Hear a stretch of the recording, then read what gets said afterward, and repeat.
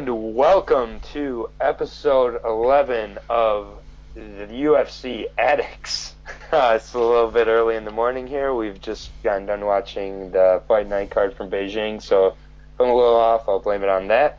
I'm your co-host Aaron, here as always with Leyton, and we are here to break down the Ultimate Fighter finale, Ultimate Fighter 28 finale, Usman versus RDA on Friday night. Not being advertised too much, so we got a double UFC weekend this weekend, so double UFC Addicts for you.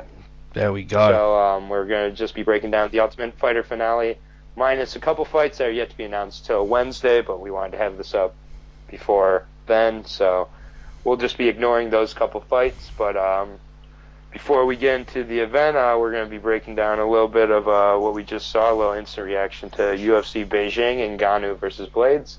Here's my co-host, Leyton. Yo, what's up? Okay, so we just got done freshly watching Blades versus Ngannou.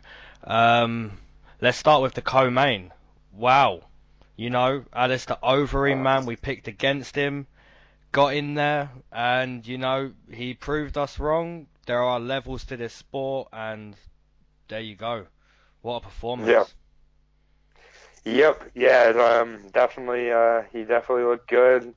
Who knows who Pavlovich really is, I guess, but, I mean, it just shows you can watch all the highlight videos and fights, and I mentioned it in our breakdown, he beat a few pretty fat Russians, regardless of what Dan Hardy says that he didn't have any soft matchups leading up to his UFC debut. I've got to question that a little bit, but that's one of the very many things I could question about Dan Hardy from that event. So, with all due respect. But, yeah, I mean, I don't know what you do with Overeem at this point. I don't really, I'm not really sure what the option is. So, you know, I kind of don't know what to do with either guy. I don't know what to do with Overeem or Ngannou. It's too bad they fought each other already. And Ngannou almost knocked his head off. But I don't really know what to do with either one of those, and that just kind of leads us right into that main event. Yes. Wow. Yeah. Well, there you go. That looked like that looked like the JDS Kane shot. Yeah. It didn't even look like it connected. And I did think it was a little bit early of a stoppage, but also once you put yourself in that situation, you're putting yourself into a situation where the referee can stop it. And I mean, you can't go face down and then turn away from the guy. And Ngannou, even though he's had a couple bad performances here, he still has a reputation as a really vicious hitter. So the referees are that much more ready to kind of I don't know what Blades does from here. I can't imagine going over to China and losing in 30 seconds. Yeah, I completely agree with you, man. Like, some refs, you know, you say it was kind of stopped early. You know, some refs, you know, Yamazaki, he's definitely letting you eat, you know, 5 or 6 more there. Herb Dean? Herb Dean, most recently with CB Dollaway. I think he's still getting punched right now. Yeah. I'm pretty sure that Herb Dean has not stopped the fight still. Yeah, you know, but Mark Goddard, good ref. I'm very surprised that Curtis Blades shot so quick. I really thought, you know, watching the first fight, he did lose a stand-up fight, but he stuck in there until his eye got closed up. He stuck in there. I just feel, you know, he came into this fight like, I'm going to take you down, and I'm going to take you down whenever I want, and that really backfired. You know, if you're Curtis Blades shooting for the takedown in round 2, you're most likely getting it. But even backing him up to the fence and shooting, I just feel the way Curtis Blades came in and shot, it was just, you know, Francis knew he was going to shoot. So to do it when Francis is 100% fresh, it obviously wasn't intelligent tactic. But, you know, fair play, Francis Ngannou. He got back there, you know, he proved us wrong. His mental game was there, and, you know, good finish. Fair play. Yeah, you know, one thing I do kind of wonder with Ngannou is Stipe made it look so easy what he did against Ngannou. He made that look like, oh, you just go in there, make him wrestle, and then he's done. Like, I mean, and I don't think it was that easy. And then Ngannou happened to follow it up with one of the worst fights ever. But he didn't, like, just eat a bunch of shots or something. He just didn't do anything. He now believed that every fighter was going to be able to do what Stipe did. I think that we'll see. This is a guess because it was a 40-second. I mean, there's no lucky punches, but somewhat of a lucky punch to get it done that quickly. But what could have happened with Ngannou after he did lose to Lewis is he realizes Lewis didn't beat me in that fight. I lost that fight. And I kind of hate when people say that. Yeah, exactly. But this is one of those occasions I actually kind of agree with that. And so then he realizes everybody can't do what Stipe Miocic did. Daniel Cormier certainly could. Yes. And Ngannou would die against Daniel Cormier. He would, so, I mean, and a Stipe rematch, I guess, would make some sense. I just really resent how Stipe's been treated. It's just not, I mean, he didn't defend the title once or twice. He defended the title 4 times. So, and, he's getting pushed aside for Brock Lesnar in a fight that I will turn off when that fight starts. I'll watch the entire card leading up to it. I won't watch that main event. I have no interest in it. So if that fight does happen, which I really hope it doesn't, I'm talking about Brock Lesnar and Daniel Cormier. If that fight happens, I will not watch a second of it. Yeah. Well, it's not confirmed, but DC definitely does want that fight. He does want that money fight right there. So, it could happen, but Brock Lesnar's a strange guy, man. Like, he signed another contract with WWE, but we don't know what that contract says. It could say in that contract you can, have the one-off fight in the UFC against Daniel Cormier. But yeah, I agree with you, man. That is a matchup that's a bit strange. It's for the casual, Yeah, and I think that while it's not confirmed with Brock and Daniel, I think that Vince McMahon will allow Brock to do his one-off fight, just so that he can let him walk out with the WWE belt and the opportunity to have this storyline where he somehow beats Daniel Cormier and then he is able to be the real champ and the sports entertainment champ. Vince would just sell the shit out of that. And if there's one person who's a bigger piece of shit than Dana White, it's Vince McMahon. So, yeah, like a shit-eating contest, they're 1 and 2. And just before we go into the card, I just want to make a quick shout-out to a few, actually, all 3 of the female fight winners, starting with Wu. I don't remember her last name, but she was the one who armbarred Laura Mueller, and shame on Laura Mueller for tapping that armbar in 1 second. But, that post-fight interview, best post-fight interview of the night, her getting her blue belt and then just screaming in Chinese. I didn't understand what she was saying, but I understood what she was saying.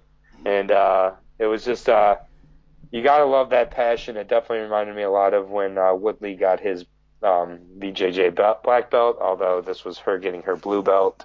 So you got to kind of wonder about the coaches, if they were like just that confident she was going to win. They're like, we'll just wait to give her a blue belt till she subs Laura Mueller.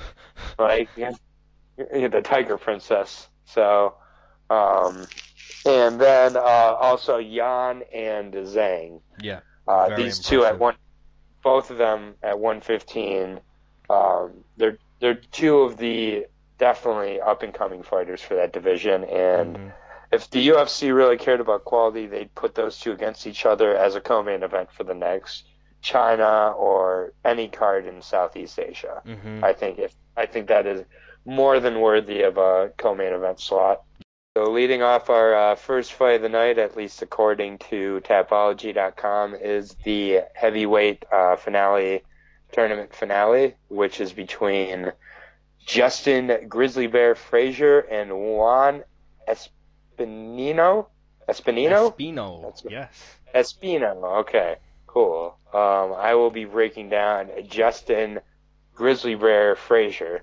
So, just looking at my notes here, I think I may have mistyped this, but he's 10-2 with 9 TKOs and 2 subs and wins. So, He's just that good. Either his sub was worth 2 or he knocked someone out worth 2. Either way, you can do your own narrative. But if you want to go conventional, he's probably got 8 TKOs and 2 subs. This is technically his UFC debut. He was a member of this season Ultimate Fighter, and he was the last pick. So a la Gastelum and a few other winners have been the last pick. So by no means is that really telling about anything. But he's basically a dominant wrestler, big fat wrestler, with an overhand right. He's essentially Roy Nelson with less versatility and more wrestling though, but less BJJ. So he actually could really come in and be quite an effective lower tier heavyweight. He could win, against a lot of guys who just don't know how to wrestle. And I don't know a ton about his opponent. I haven't watched any of this season of The Ultimate Fighter. I'll be honest with you, but I did go back and watch a few of his fights. He fought Glory kickboxer Anderson Silva, not the Anderson Silva, but a different one. And that guy was just a pure professional kickboxer. He took him down all day, landed the overhand right a few times. So I think that's pretty much what he can do here. That's what he did to get to the finale. I think that's what he'll do to win the finale. I'll take Justin Frazier to get a decision win over Juan Espino. Nice. Okay, so we have Juan Espino making his octagon debut at the age of 38. He's 8-1 in his pro career, standing at 6'4". He has 5 submissions out of 8 wins. But yeah, I pretty much agree with your breakdown on this fight. One thing I will say is I believe this is basically a pick'em. Both guys don't really look too impressive. I did watch some tape on Frazier. Just a very large heavyweight. Very, and that's nicely putting it. But yeah, I've watched some tape. He's a decent wrestler. Obviously big knockout power. So Juan Espino standing at 6'4", his head is going to be there to be hit. But yeah, we're going to disagree to start this card off. So, nice. You could well be into taking your lead back, but I just feel Juan Espino looks a little bit more technical. So yeah, I'm going to take Juan Espino, but yeah, I wouldn't be surprised if Juan Espino got knocked out. But yeah, I'll stick with Juan Espino, and I'll take him by submission in round number 1. Wow. Okay, fair enough. I don't believe that Justin Frazier had been finished in his 11 fights, or 10 fights, but fair enough. I will stick with Frazier, but I'm not really. And who do you think will be the favorite in this one? Because obviously we haven't got odds, so this one will be interesting. I mean, I would think it would be a pick'em, honestly. I think it'd be about 115 both ways. Yeah. I just don't see there. But I mean, if there is a direction the money's going, I would think it would be with Frazier. He just with viewers of The Ultimate Fighter, I think he's made a little more of an impact and a little more of a splash as opposed to Espino, who's had some decent sub wins, but really, no one expected anything out of Frazier, and he kind of khabibed Anderson Silva. He landed some really good stand-up against a world-class kickboxer, and I could see the money going slightly towards Frazier just because he's a little more of the sexy pick in this matchup. But I don't think it's going to be heavily towards either fighter. But it's good to get back on the disagreement train. I really didn't enjoy agreeing with you on every fight. And there's a few of those. Hindsight's 2020 that I look back on, and I really could have changed, and I'd be in the lead right now, but had to delay it one card here. Yeah. But we disagree to lead off. I will take Frazier. So you want to lead us into yes fight number 2? Okay, so we have Rick the Gladiator Glenn versus Kevin Aguilar. I'll be breaking down Rick Glenn. Okay, so Rick Glenn comes into this fight 3-2 inside the UFC. Notable wins over Gavin Tucker, And most recently, I believe he got a split decision win over Dennis Bermudez. Yeah, that was a really, really close fight, man. Especially going into like round three, Rick Glenn just, looking the much fresher guy. Um, but yeah, 145er. He's pretty tall for 145, standing at 6 foot. So that's a problem for some guys. Fighting out a team alpha male, so training with a lot of great guys down there. But yeah, this is a tough fight to call. Kevin Aguilar, I don't know too much about him. I did watch some tape, and it seems like he's got some decent knockout power. But yeah, if I'm watching some tape on you and that's all I really take, it's kind of hard for me to pick you in your debut, and against a guy like Rick Glenn who just picked up an impressive win over Dennis Bermudez. So yeah, I'm going to take Rick Glenn via decision. One thing I have noticed as well, I don't see Rick Glenn getting 2 wins in a row so far in the UFC. So yeah, 2 wins in a row, in my opinion, for Rick Glenn. Yeah, by decision. All right, fair enough. I will be breaking down Mr. Kevin, the Angel of Death Aguilar. He is just looking at his height. He's 5'7", so that is a significant height difference there. Just to start off, but 15-1 in his career. 9 of those wins coming by TKO, 2 by submission. He's a Dana White Contender Series winner. Take a shot of juice. There you go. Oh, baby. We're going to be saying that a lot tonight, and that warms my heart. Mm-hmm. I'm more Contender Series, less Ultimate Fighter. That's my opinion. Yeah. But, that's just... on the Contender Series, he fought to a split decision win over opponent Joey Gomez, who was a significant favorite in that fight, and it was pretty much a war from start to finish. Really good fight. And would not surprise me if you see Joey Gomez in the UFC at some point as well. Mm-hmm. I think they anticipated him winning that fight. It was a main event on one episode. So, he's stepping in thanks to a late injury from Arnold Allen.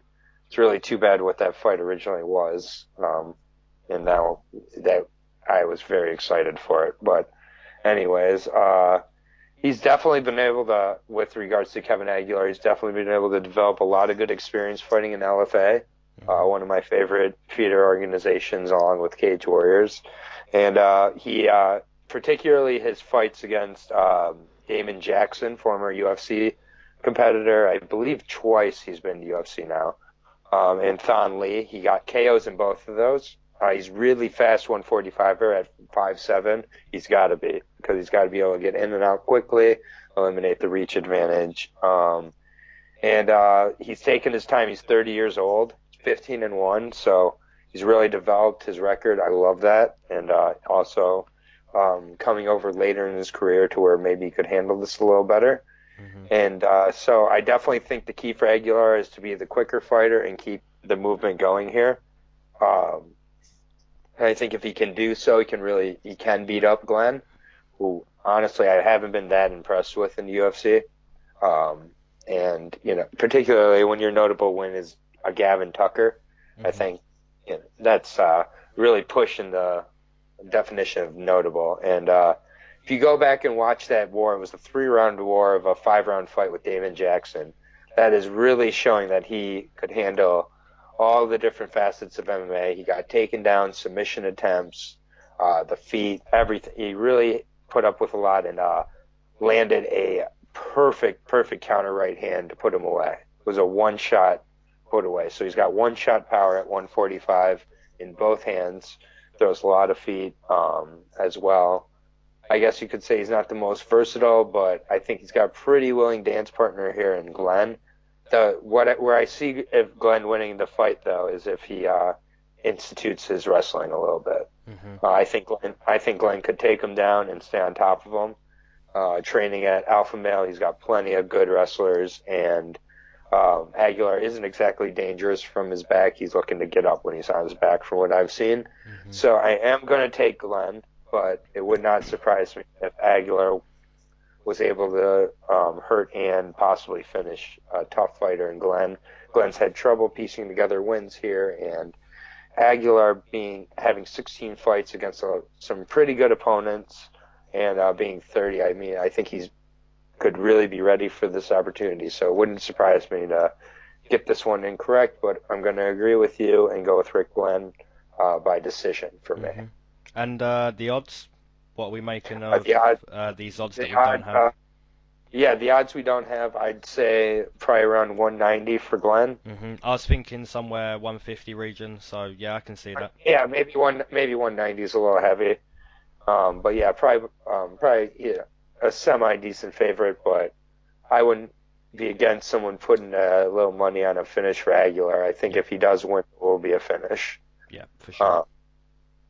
So, yeah, I think that could be a good fight, all things considered. I believe Arnold Allen was pulled off that fight, and someone was pulled off originally who was supposed to fight Arnold Allen, I believe, as well. Yeah. So, Arnold Allen's definitely an exciting fighter, but yep, we'll see if... I believe it was originally Gilbert Melendez, That's Arnold right. Allen, and then Arnold Allen, Rick Glenn, but then Arnold Allen injury, so... Yeah. I mean, we'll see how Aguilar does here on short notice, but I think he just isn't quite well-rounded enough to, give Rick Glenn trouble here on short notice, but we'll see. Mm-hmm. Yep. Okay, so moving on to Chris Guiterez versus Rainey Barcelos. I'll be breaking down Chris Guiterez.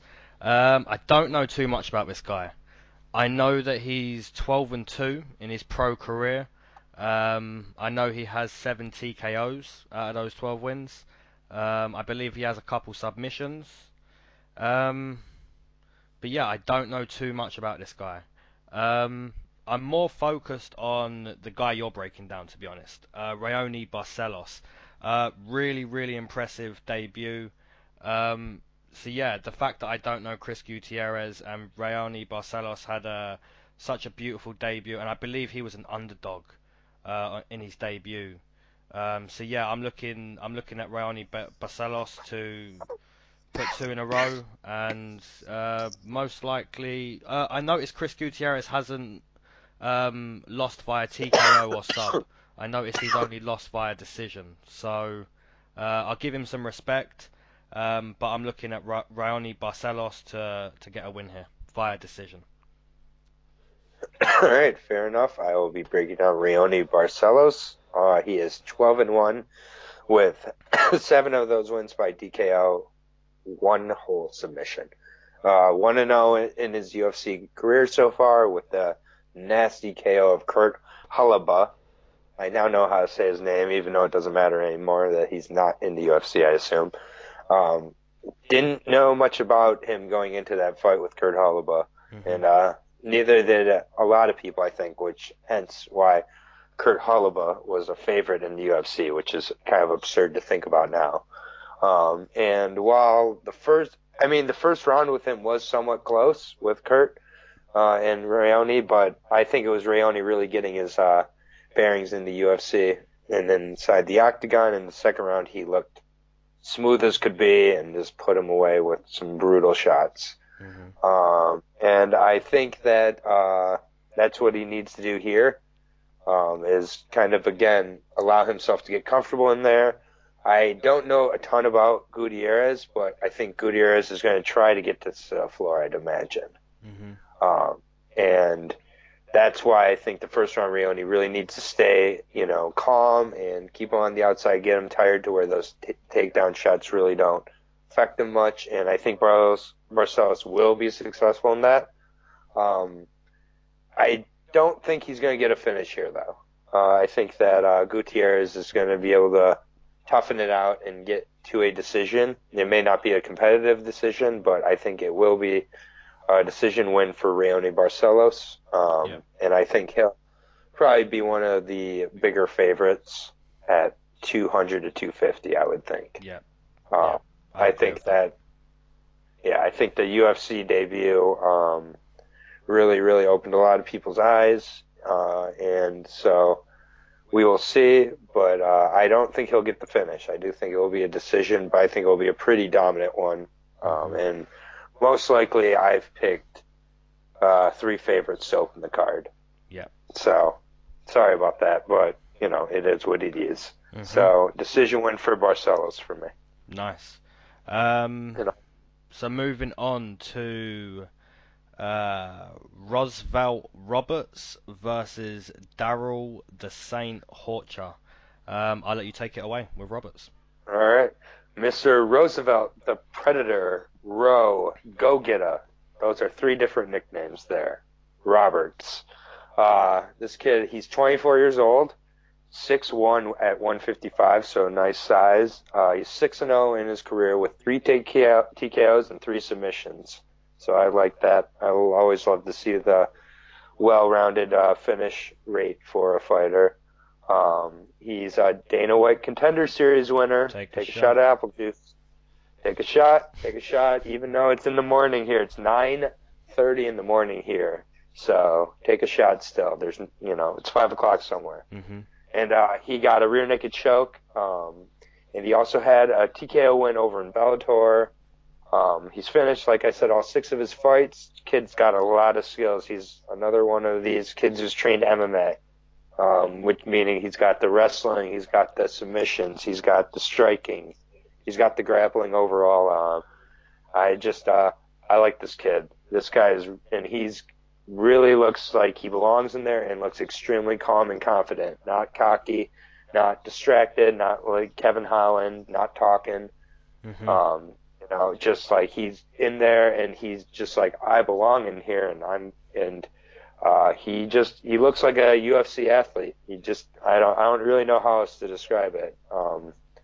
And I'm looking forward to seeing this kid. I think this is a debuting fighter that should be on people's radars. He will not be on a small card like this again, I don't think. I really don't. Good, like I said, good wrestling, nice kicks, goes for subs. He's comfortable in all ranges. He knows how to utilize his reach on the outside, knows how to use those elbows and knees on the inside. I love that. I love his frame for the weight class. You know me with taller fighters. I love the taller fighters.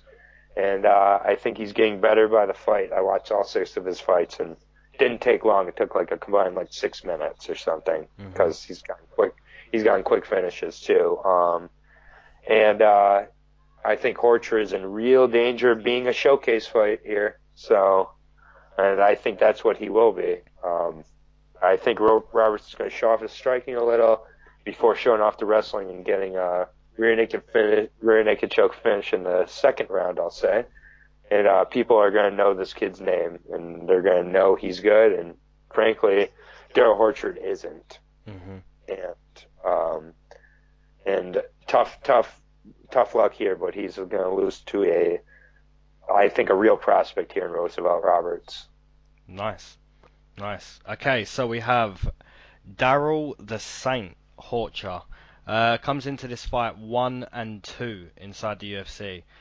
His win came over Devin Powell, and his losses came to Habib and Scott Holtzman.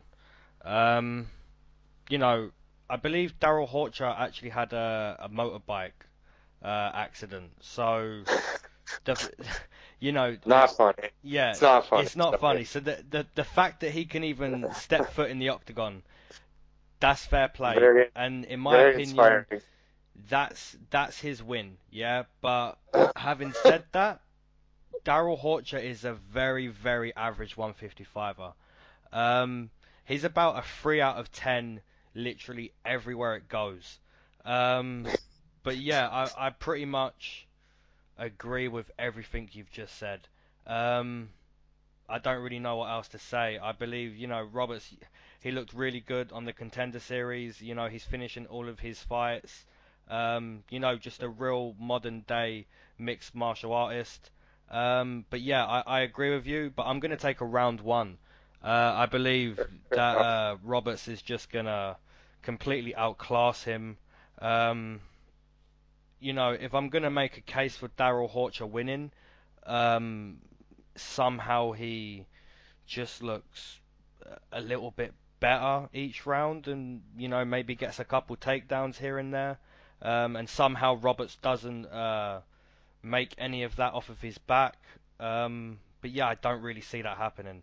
I see Roberts Yeah. completely dominating him and finding the sub in round one. So yeah, Well, pretty yeah. much agree. Yeah, and I mean, the only, wild card is it's a debut. It's a UFC debut. And as we saw tonight in the or this morning in the co-main event, sometimes they come in looking really calm and relaxed and confident and almost too calm and Hmm. too relaxed, too calm. And, so that's my only fear with Roosevelt is that he comes in and he just looks too cool and too chill and doesn't go in there and do enough to win the fight. I mean, Daryl Horcher is still a 13-3 fighter. He is competent. Hmm.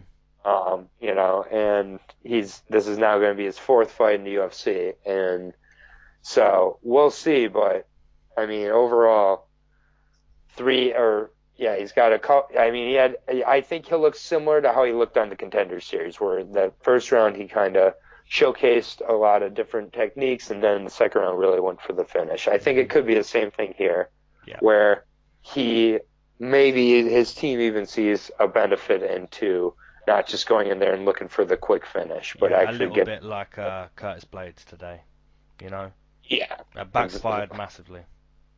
yeah. R.I.P. Curtis Blades. I don't know what Curtis Blades does with his life after this. Mm. Flew over to China for a 30-second KO. That's rough. But yeah, we agree. I think with regards to the odds here, I think Roberts actually will be the biggest favorite on the card. Yeah, I believe at Maybe least, maybe I shouldn't say that till I'm at the end, but he'll be one of the largest favorites. It's going to be over 300, I think. Yeah, I believe I was going to say around that region, minus 290 or even up to like 320, I believe. Yeah, I think there's a lot of hype, and even for people who maybe aren't familiar with Roosevelt Roberts, they'll look at the two and be like, "Oh man, Hmm. like one of these guys looks special, the other looks like a guy who's been in a motorbike accident." As But bad as it sounds, yeah, I mean, it's very inspirational, but I can't imagine it helps your chin. yeah. Like Sorry like if I that said, sounds the brutal. the fact he's getting in the octagon, that's his win. Yes, But I don't believe he he's got takes it. this win. Yeah, he's not getting the real win though. So Hmm. I agree, and we will move on here to the next fight, which is between Edmund Shahbazyan. Whoa, I can't believe how well I just said that. Versus Darren the Dentist Stewart. So I just feel like every other card we're breaking down Darren Stewart. I don't know if that's me just imagining it or if he's just been kind of active, but it just seems like he's on a lot of cards. Yeah, Maybe I just he's basically well, I'll take it away. I'll start. So the reason why you feel like that is yeah. so your favorite show's the Contender Series, and this will be the third guy I believe he's fought now from the Contender Series. Oh my God, he's the contender gatekeeper. Yes, the first one was no, wait, hang on, was Carl? Did he fight Carl Robertson? Oh yeah, He Carl did. Robertson What? was yes, Okay, was he from the Contender Series? absolutely. Okay, so this is the He fourth. beat Ryan Spann in 15 seconds. Yeah, so this is the fourth guy he's fought. Oh man. Julian Marquez, he lost Yep. to. Robertson, he lost to. Recently, he beat Charles Bird. Oh, And I was in Liverpool for when he beat Eric Spicely. So yeah, so Darren Stewart, I believe he's what? Yeah, so he's 2-3 inside the UFC. So yeah, I just named the guys he's lost to, and I named the guys he's just beat. I believe he has a hard time with wrestlers. But having said that, wrestlers when they wrestle. exactly. You see his last two fights, really nice performance against Eric Spicely, and a really nice performance against Charles Bird. Just Convinces these wrestlers not to wrestle. It's bizarre. even against Oh, Julian Marquez, he done very well from stopping Julian Marquez from wrestling. So yeah. he's got a Shahbazyan, very big guy. I believe he's 21 now. He just had his Yep. birthday. Correct. The guy is massive. We see him in the Contender Series, get that real quick knockout. Completely overwhelmed the guy, and really nice performance. But yeah, this is a tough breakdown because Darren Stewart definitely struggles against the bigger guy. But having said that, he's an Englishman. I'm an Englishman. He always replies to me on social media. So yeah, I'm going to be a little bit biased on this one. I'm going to take Darren Stewart. I just believe, he's on a roll, 2 wins in a row. He's basically an underdog every fight. So yeah, I'm going to take Darren Stewart to get the TKO in round number 2. Wow. Okay. Well, I will be breaking down Edmund Shahbazyan here, a Dana White Contender Series winner in 40 seconds. He was a winner. He just came out and absolutely starched his opponent, and he's done that in every fight of his career. His longest fight was 3 minutes and 16 seconds. His other fights were 43 seconds, 2 minutes and 58 seconds, 14 seconds, 1 minute, 30 seconds, 1 minute and 8 seconds, 30 seconds and 40 seconds. So this guy goes in there and puts people to sleep. I have heard of nobody on his record at all. So we'll see if this is a Pavlovich situation or not. But he came out extremely aggressive throughout his fights. Every fight, he's always very aggressive. Strong clinch strikes, good boxing, good ground and pound. Comes out and gets the finish. 7, finishes, 5 of those being under a minute. Maybe a statement about his competition, though. So, or he could be really legit. So, I'm excited to see this kid also, but I'm not as sold on him as I was with Roosevelt. Just because of the lack of well-rounded skills. Edmund could be a Neil Meek type who really is able to get these finishes outside of the big show and then comes in and is rather easy to prepare for. So I think he's got a very willing dance partner in Stewart, though, and I think Stewart will put him away, or he'll be put away by Stewart. Or Stewart will be put away by him, I should say. Yeah. So I'm going to take Shahbazyan here. Of course.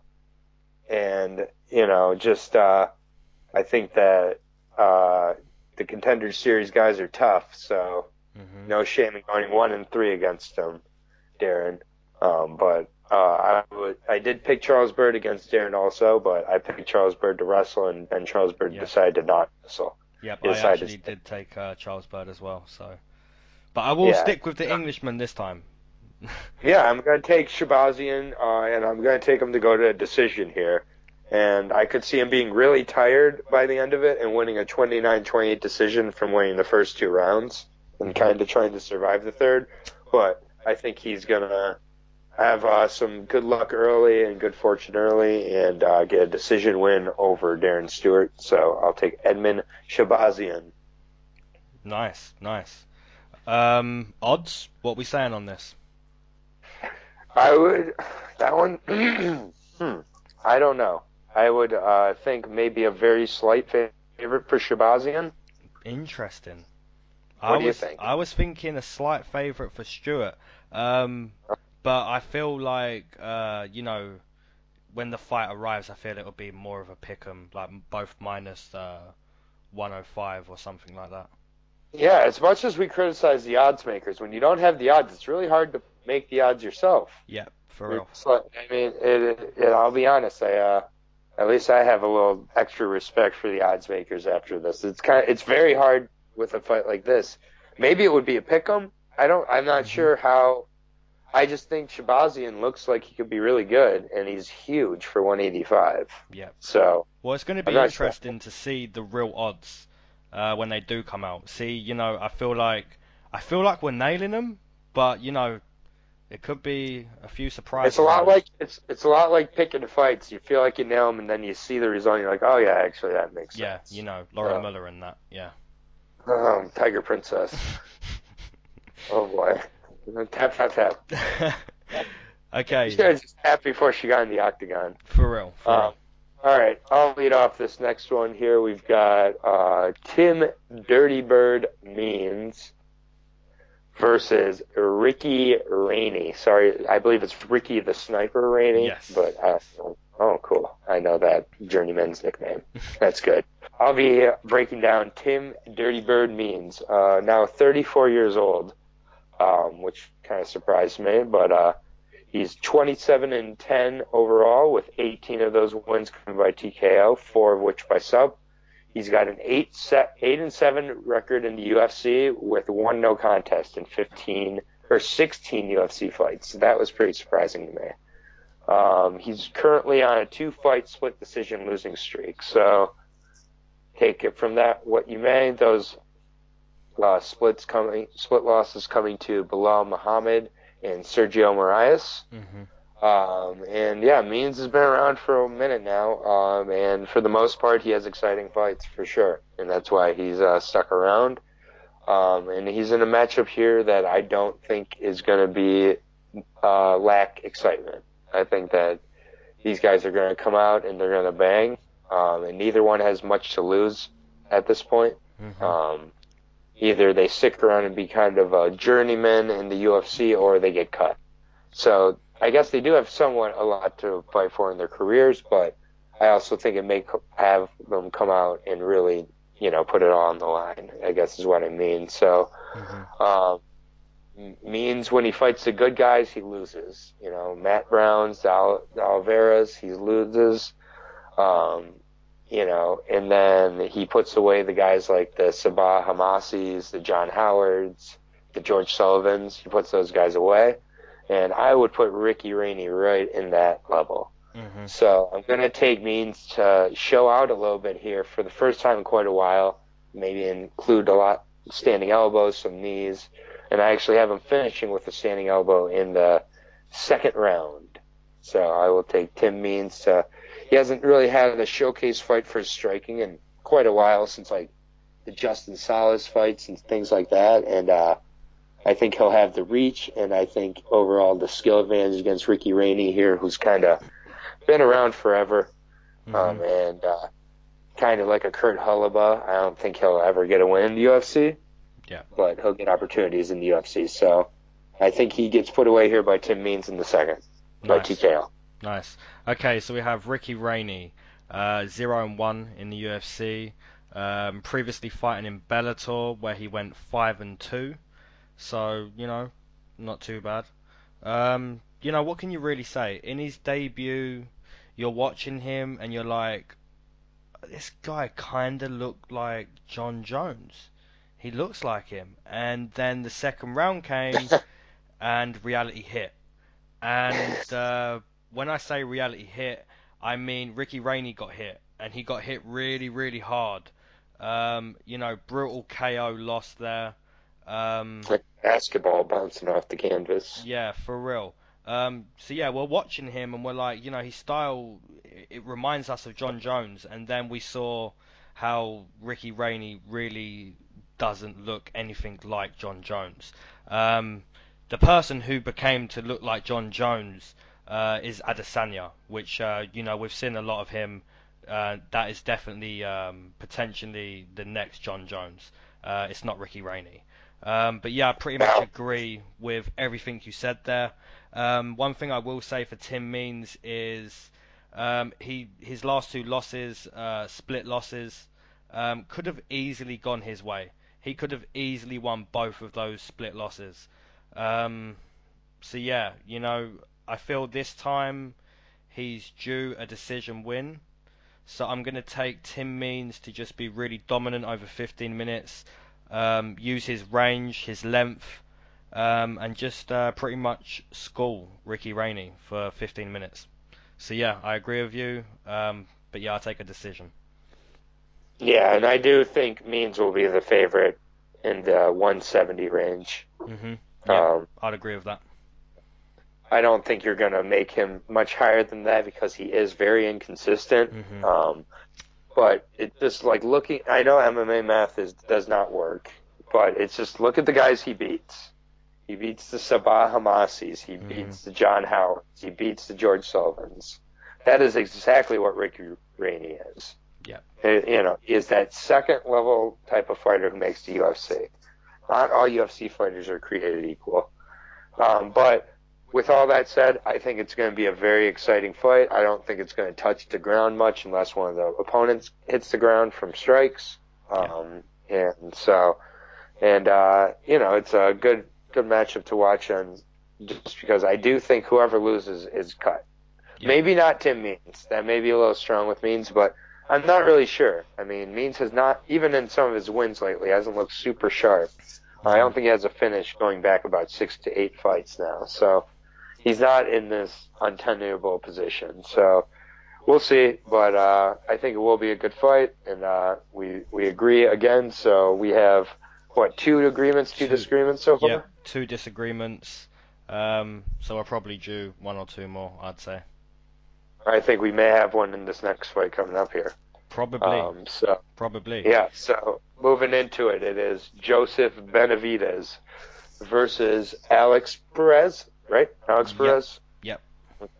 There's just a few guys at 125 and 35 who have very similar names. So sometimes I really do get them mixed up. Yeah. But I will be breaking down Joseph Benavidez. Another 34-year-old, so Tim Means and Joseph Benavidez, 2 guys who are in a point in their career where it may be hitting a little bit of a crossroads or maybe starting to hit a little bit of a downslope. So we'll see. But Joseph Benavidez is now 25-5 in his career, 6 TKOs and 9 subs, which I'm surprised he has that many finishes in his 30 fights. 12-3 in the UFC, which every time I say his record, even though he just had a split loss to Sergio Pettis in June, 12-3 is still a fantastic record. Yeah.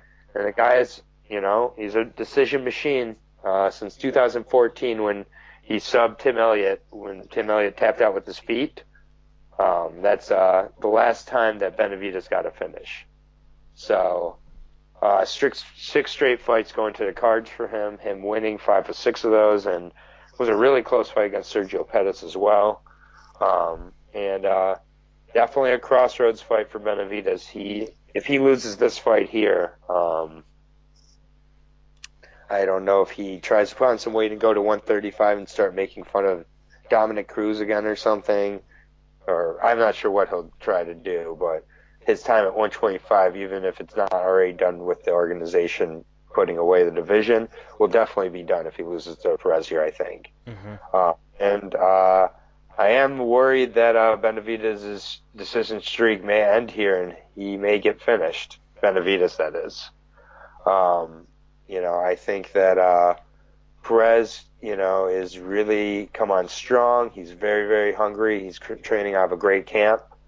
And Benavidez has no doubt lost a step. Doesn't mean he still can't beat a guy like Perez, but I think that Perez makes a statement here and gets a 3rd round finish of Joseph Benavidez here. I think Benavidez is on borrowed time. And I'm just not sure how much hunger is left in that little guy at this point. So I will take Alex Perez to make a statement here and get a finish in the 3rd round. Nice. Okay, so we have Alex Perez. Comes into this fight 3-0 inside the UFC. Coming from your favourite show, the Contender Series. Take a shot. We're getting drunk this morning. So in his first 3 fights, he has a decision win, TKO win, and a submission win. So, Beautiful. Perfect. In his most recent fight, that was against Jose Torres. Just amazing. The first round, that's where he got it done. He got it finished in the first round. He landed over 100 strikes in that 4 minutes and 50 seconds. Yeah, so crazy. Really impressive, and that was on a Fight Pass prelim, a start of pay-per-view, I believe. So Once again, always watch these Fight Pass prelims. Always. Torres is a real legit Muay Thai fighter as well. Yes. Multiple Muay Thai world champion. He just got cut by the UFC, but this guy, his game is the striking game, and Perez wanted to go in there and Yeah. knew everybody thought he was going to go for the takedown and said, I can strike. So go ahead, back to your breakdown. Yeah, so, looking at Joseph Benavidez' last fight, in my opinion, he lost a kickboxing fight. He did have some nice low leg kicks, but so did Sergio Pettis. The story of that fight was Joseph Benavidez couldn't really get the takedown. So, if you're Alex Perez coming into this fight, I feel like you're going to get the better on the feet, but you've got to stop that takedown. So if he can stop the takedown, I see him being very dominant. But yeah, like you said, Joseph Benavidez, he wins all these decisions. So yeah, how does Alex Perez win? I just feel, he's going to come in there, he's going to put his combinations out there again. He's going to score on the feet. And if he can stop the takedown, I see him getting a decision. I'm going to take a decision win for Alex Perez. Fair We enough. don't disagree. We don't disagree on that one. No, I really do like this Perez kid, and I also just have not exactly loved what I've been seeing out of Benavidez here as of late, and I think that I'm just not sure how much more he has left in the fight game at this point. I don't like to speculate on that, but at the same point, yeah, I like Perez to get a late finish, so And the odds? I think this is one that would be a pick'em. Yeah, I agree. I think Maybe Benavidez a slight favourite early on, maybe. I think the money would. I think maybe he'd open as the favorite, but I think the money would switch. I think the money would end up shifting this to a pick'em. I really do. Yeah. I think it's a pick'em. 3-0. He's looked really good. I get he's not faced the best of competition yet, but I mean he's 20-4. He's got a lot, and he's from the Contenders series. I don't think I'm picking against a Contenders series winner tonight. Spoiler alert. Yeah. So it's not because of that, but I really do love that show. I can't wait for them to bring it back. The type of fighters that they keep finding. Johnny Walker last weekend. Amazing.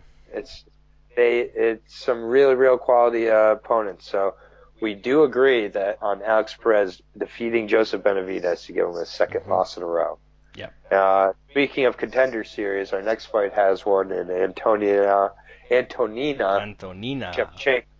Shevchenko. So obviously the older sister of Valentina Shevchenko. So she is facing off against Ji Yoon Kim. I believe this is at 135. Yep. And so I will be breaking down Antonina Shevchenko, 6-0 in her career, 2 of those wins coming by TKO. So similar to her sister, maybe she's able to put together a little of a game plan and is comfortable going to a decision. She is 34 years old, so pretty old to be making her debut. And she's a Dana White Contender Series winner. She won with knees. She definitely fights similar to her sister, but I'd say she fights a little bit taller than her sister and isn't quite as well-rounded. Much more of a traditional Muay Thai fighter, I think. Has a great Muay Thai clinch.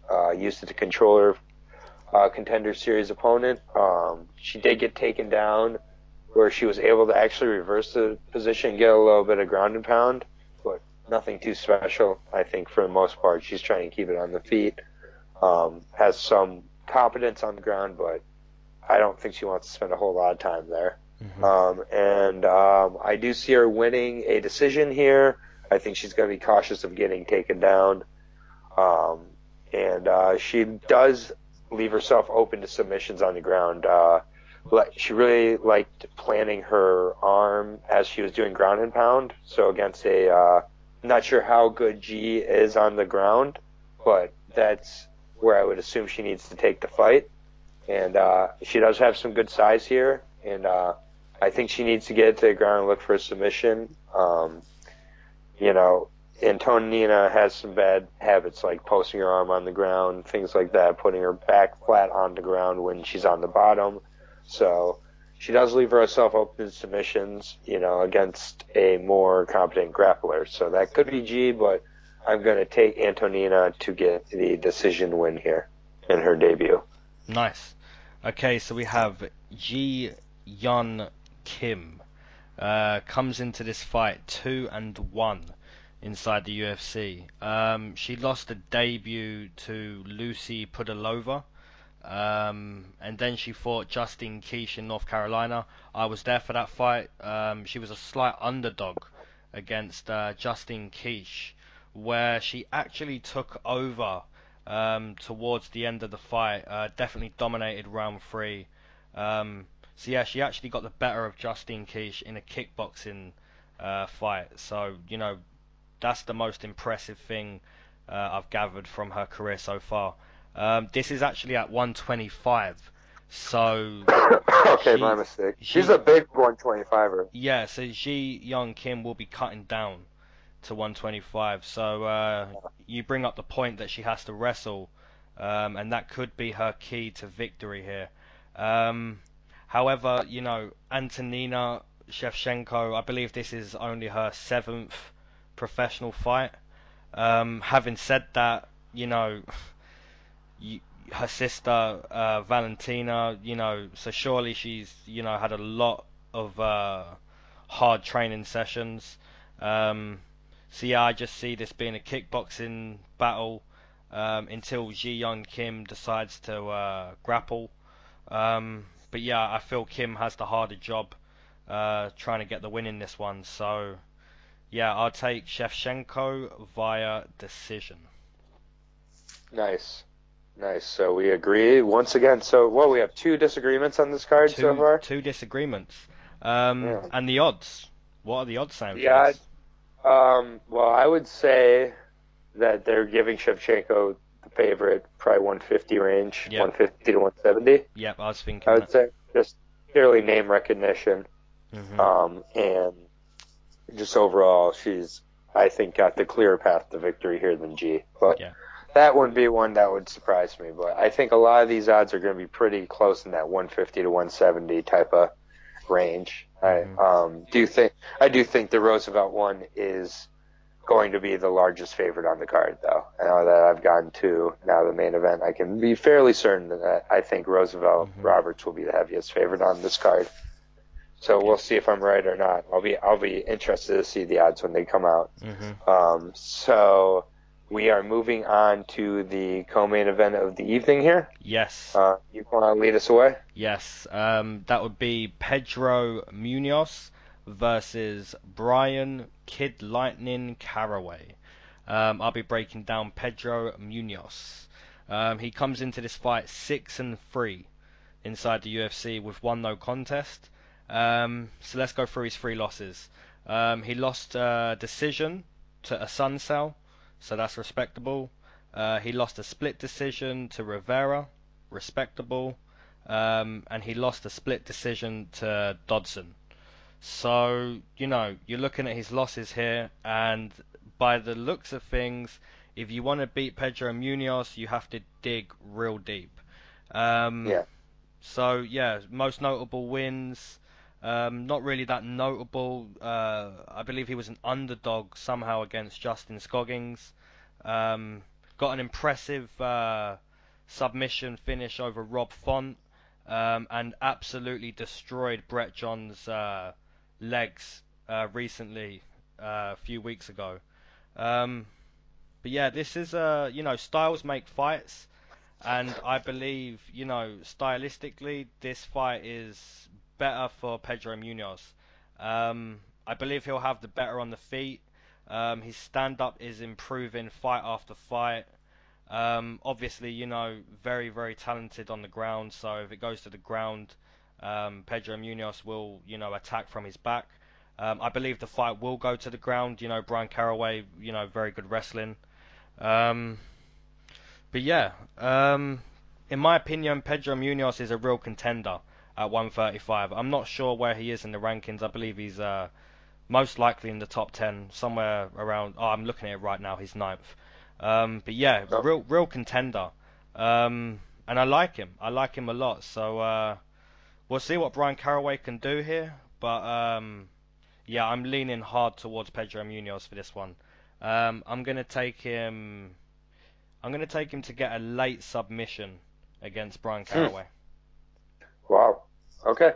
Brian Kid Lightning Caraway, another 34-year-old on the card. So there's a lot of 34-year-olds on this card. This is something I kind of noticed, at least even on the fighters I'm breaking down.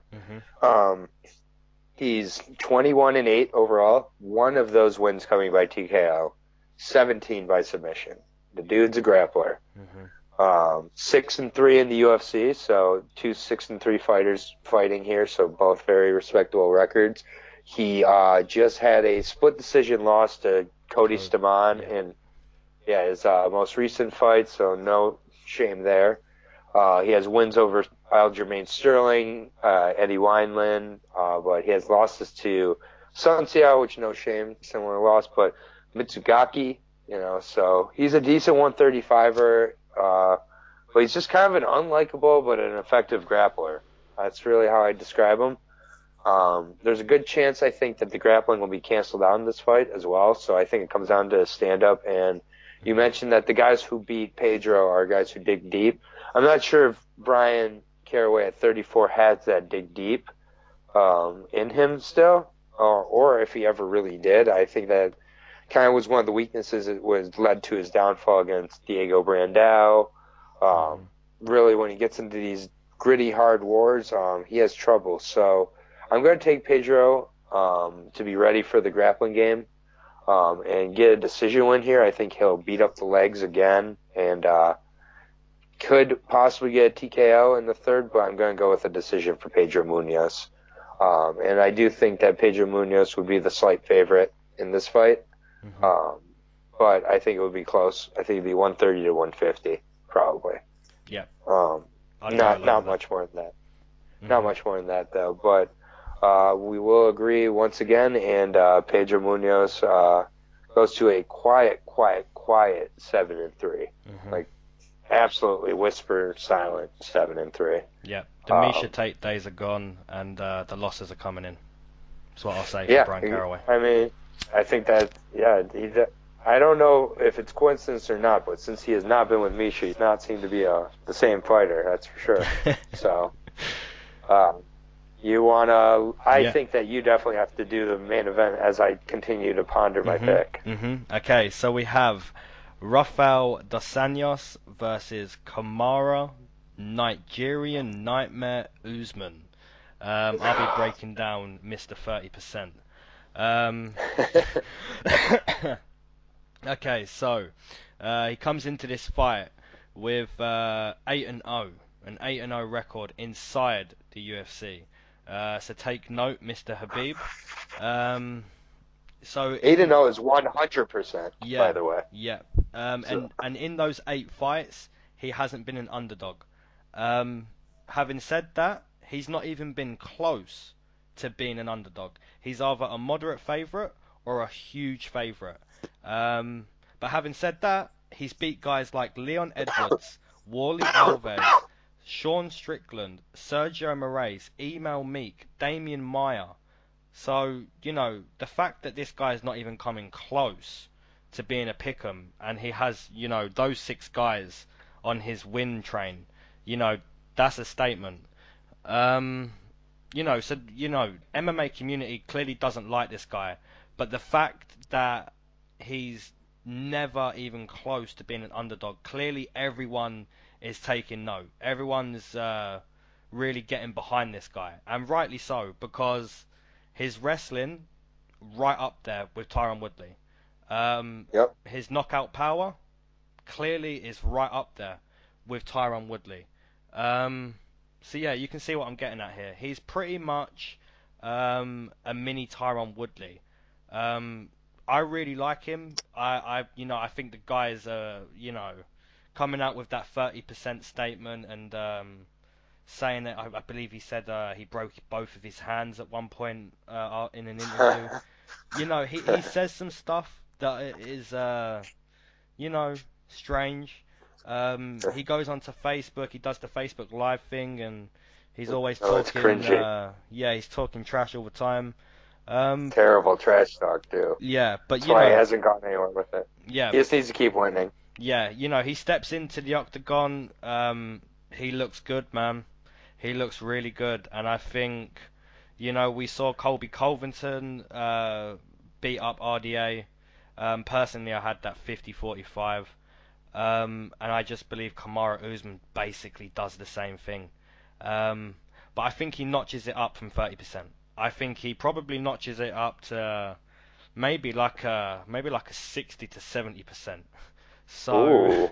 yeah, I'm Oh I'm my. I'm actually gonna give him a finish here. I'm gonna put my hope into Kamaru Usman, really trying to be a bit entertaining in these main events, and I'm gonna give him a finish via ground and pound in round number 2.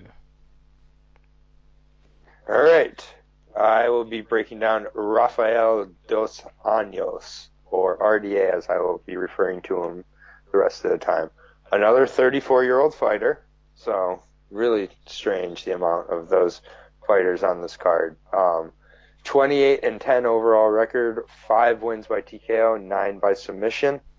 As you said, he's coming off a loss to Covington in 5 rounds, where before that fight he was looking extremely strong at 170. He finished Magny inside a round. He had inside a round. Magny got finished in 4 rounds by Ponzinibbio, who was lighting him up and looked great too. So, I mean, that is no small feat. Dominant decision over Tarek Saffiedine and Lawler. None of these guys fight at all like Kamaru Usman. So, tough matchup here with Usman. RDA doesn't ever get a break from the matchmakers. If you go back to the fights he's had at 155 and 170 since 2014, I mean, it's insane. He lost, since he lost to Khabib, which, by the way, it's just like, since 2012, I think there's not a fighter that I haven't heard of on his record. It's unreal. I mean, just go over to Sherdog and click on that. I mean, and he's gotten some big upset wins in that time frame. There's one of the things you said during your breakdown that if RDA is to win, I am banking on, and that's that Usman feels the pressure to be entertaining. He feels the spotlight. He feels all of that. RDA's been here before. RDA's been here plenty of times. Yes, he lost to Covington, pretty dominant decision, but I also think that was a bad performance which RDA's had against Clay Guida. RDA will have some bad performances in there. I think that this is a huge fight for the division, and I just if he is able to beat Usman, it's such a huge statement. He's right back into title contention. Yeah, like he is right back in there. I'm going back and forth here. I'm gonna go with RDA to win a decision here. I'm going to go with RDA to be able to stuff those takedowns and possibly even get a finish in one of the championship rounds. I really think that Usman's going to come out and have this confidence that he's going to be able to stand, and I think that RDA may surprise him on the feet a little bit. I think even as the fight goes on, I could see RDA getting a takedown in the 3rd round or later. I think RDA has the veteran with veteran goal, I guess you could say, and I've been going back and forth on this fight, and at this point, if I get another main event wrong, oh well. Like I just don't want to go with Usman and then see RDA win, and I do think he has a decent chance. I think he'll be a moderate to heavy underdog. Yeah. And I think that's where you get your money in. I will be betting on RDA. And actually I'll get him. I think RDA could get even a finish in the 5th, but 5th round finish or a decision for Rafael dos Anjos. Nice. I said it. I'm sticking with it. And I don't feel good about it, but oh well, it's in there. And we'll see. I just think some of the things Usman says really make me question his mental game. But the way he fights certainly doesn't. But I think if he goes in there and he tries to, he's like, well, Khabib started to stand against Ally Quinta. This is my Ally Quinta fight. I have news for you. Rafael dos Anjos is not Ally Quinta. Yep. So he's still good. And before that fight against Covington, he looked very strong at 170 with his, with how he was looking. Granted, against two very different fighters. It's about the takedown defense. Yeah. Well, if RDA can pull off this decision, you know what? Colby Covington looks even better. So if that does happen, it hypes that fight up to a huge magnitude. Yeah, for real. So yeah, that's been the breakdown. How many disagreements is that? Is that just 2? No, that's 3. I think that would be 3 now. And like I said, I think that Usman will be probably 250 to 300 favorite. A minimum of 250, because we look at all of his odds, and they are either huge or very, very modern favorite. So yeah, minimum of minus 250. I think it's just part looking at Ngannou and a few other of these guys who had a few lackluster decisions or one lackluster decision in the case of RDA. And sometimes we overblow that, I think. Yeah. And MMA math doesn't work. No. I mean, I get it that Usman, I think, is a stronger wrestler than Colby Covington. I would probably take Usman over Colby Covington at this point. Yeah. But there's just some part of me that maybe it's desperation is going with RDA here. Yeah. So, well, it's going to be a great main event. It's going to be a good card. Yeah. I'm excited. It's a shame it's not getting more advertising. That main event deserves more press. It really does. It's a great main event.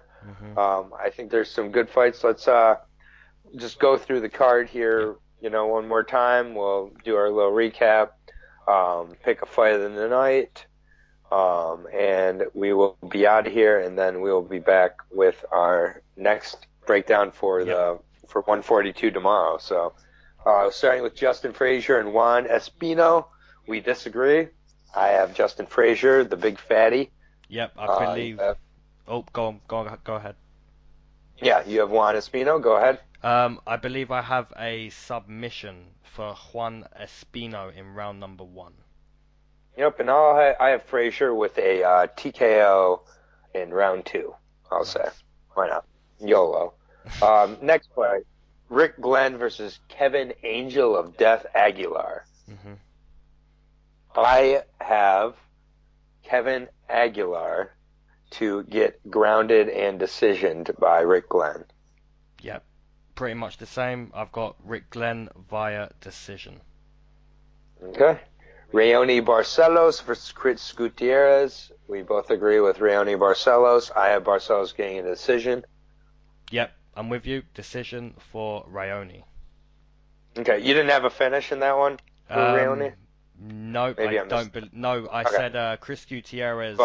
All 3 of his losses come via decision, so I'll show him that respect that he can lose a decision, but I wouldn't be surprised because in Rainey's debut, wow, Yeah, I'm very interested to see how he comes into this fight. He's going to be the much bigger guy too, so he may just put him out there. Next fight, Roosevelt Roberts versus Daryl Horcher. We both agree with Roosevelt Roberts, and that will be the heaviest favorite, I think, on the card, in my opinion. Yep, I've got a submission in round number 1. Sub and 2 for me, but yep, I think we both see the fight going similar. Edmund Shahbazyan versus Darren the Dentist Stewart. This is one of our disagreements, I believe, correct? Yes. I have Edmund Shahbazyan getting a decision. Yep, I really like this fight. I'll be taking the Englishman, Darren Stewart, via TKO in round number 2. Yeah, I think that's going to be a great fight too. Tim Dirty Bird Means versus Ricky Rainey. I have Tim Means to get a statement and get a second round finish with elbows. Yep. I'll take Tim Means via decision. Okay, next at 125, beginning of the main card with Joseph Benavidez versus Alex Perez. We both agree with Alex Perez getting a big win. I have him getting a late TKO. Yep, I'll take Perez via decision. Okay, next up, Antonina Shevchenko versus Ji-Yeon Kim.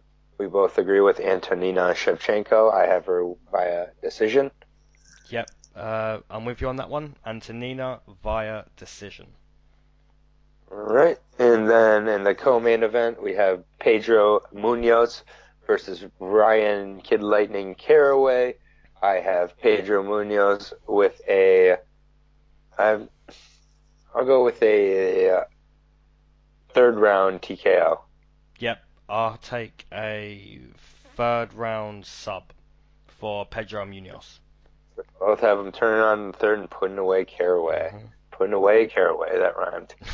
And then in the main event of the evening, we have Rafael Dos Anjos versus Kamaru Usman, who, until this podcast, I did have Kamaru Usman, but I have RDA getting a statement and getting the decision victory over Kamaru Usman, who's left gasping for air by the end and wondering what went wrong and why he tried to have a kickboxing bout.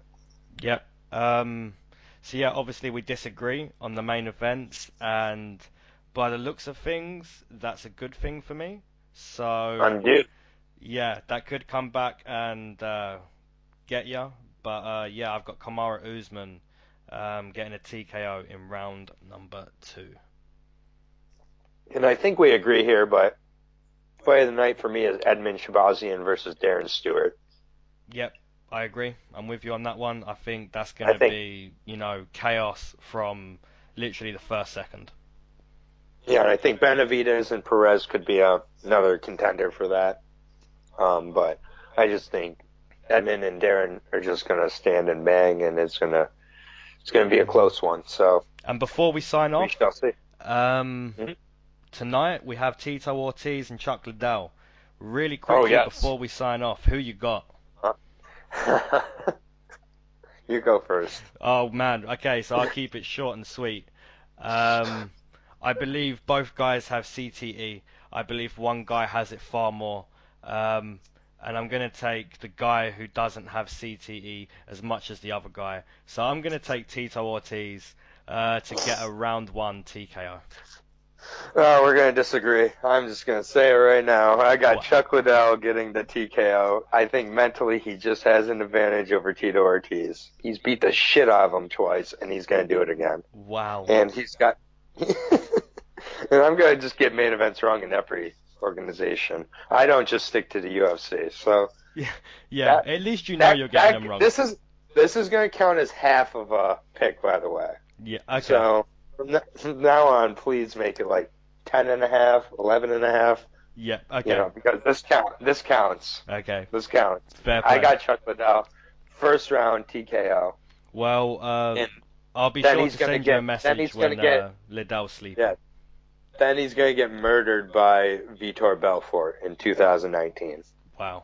Fair play. It's going to be horrendous. Whoever wins this fight is going to get killed by Vitor Belfort in 2019. For real. Although I think Tito Ortiz may avoid that fight. I think Chuck Liddell would be like, hell yeah, no drug tests either. Let's do it, brother. Chuck Liddell was up for making a YouTube video with Steve-O punching him in the face. So that says everything. So yeah, I don't want to spend too much time breaking down this piece of shit fight. It's more exciting, but the thing is that concerns me with my pick of Liddell. It has to be a first round TKO. Mm-hmm. If it gets out of the first round, he may just die on the stool. Most likely. Did you see the shadow boxing he did? I see him miss the glove quite a lot, yeah. He was so tired. Yeah, that was... Ortiz was walking by, he's like, he's tired shadow boxing. Like, he's part of the fight, and he can't even, yeah. Yeah, I mean, the guy's nearly 50, so... It's got to be in the first round if he does it. If he does it, then I don't know what to say tomorrow night. I don't know what to say when we do the 142 breakdown. And should we pronounce it Chuck Liddell or Chuck Liddell? Like, God. Oh, fucking clown. Okay, so yeah, it's been fun doing these picks. I hope everyone enjoys the fights. And yeah, don't forget, we're also doing the 142 tomorrow, so look for 2 videos in 2 days there.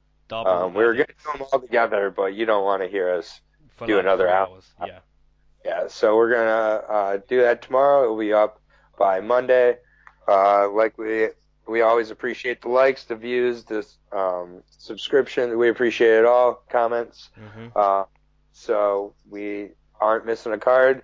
We got the 142 coming, and then the following week, whatever card that is, they keep coming till the end of the year here. So I believe that could be Ortega Holloway. Oh gosh! Oh my! And we have JJ Valentina. Oh man! Yeah, okay, I'm getting too excited. I'm gonna sign off. Signing off for now. Thank you, everybody. Leyton, until next time, buddy. I'll see ya. Sweet, bro. Appreciate you guys. Peace. Peace.